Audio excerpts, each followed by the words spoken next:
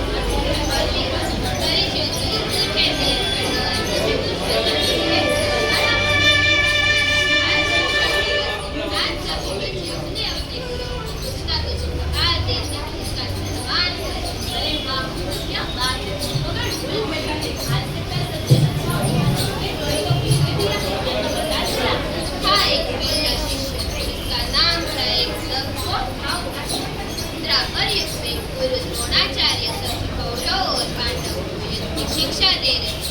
तभी एक दिन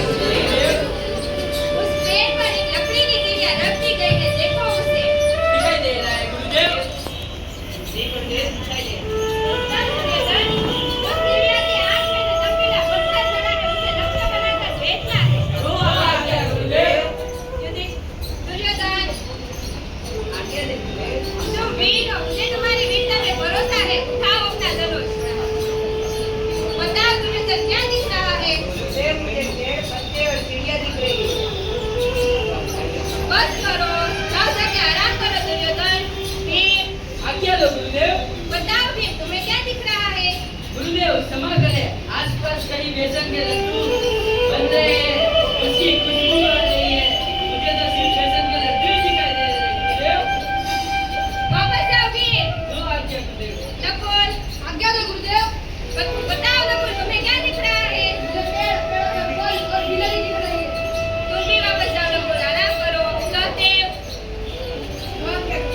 बताओ सौदेव, तुम्हें क्या दिख रहा है? तुम भी वापस जाओ सौदेव। युधिष्ठिर,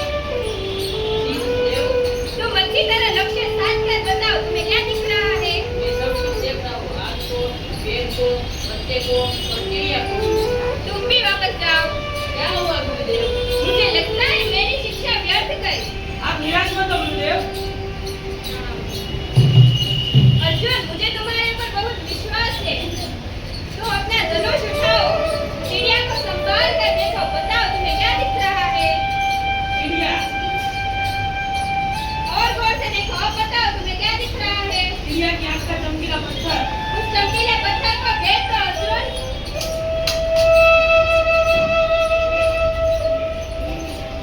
गुरुजी, जीव चिड़िया की आँख के चमकीले पत्थर को दिखाते हैं।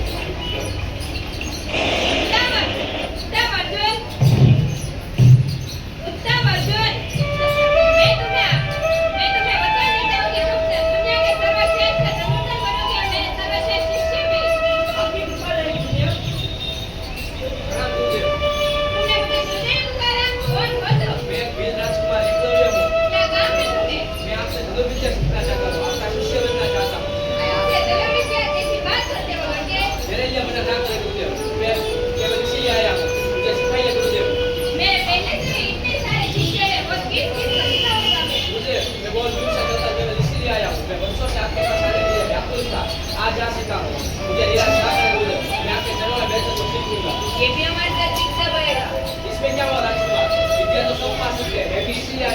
ये नहीं हो सकता, मैं नहीं मान सकता।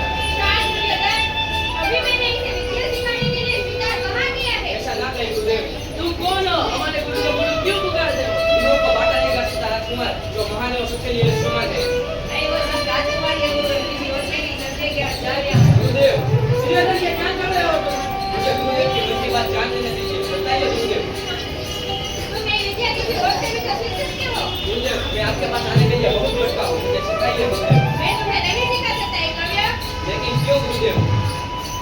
तो एकलव्य सुनो, मैं एक गुरु के साथ एक राजा का नौकर भी हूँ। मुझे केवल इन राजकुमारों को सिखाने का आदेश है। अब तुम मेरी वेदना समझ गए होगे अर्जुन। जी गुरुदेव। जी गुरुदेव, मैं आपके पास विद्या सीखने के लिए। जी गुरुदेव, आप मेरे गुरु ही रहेंगे।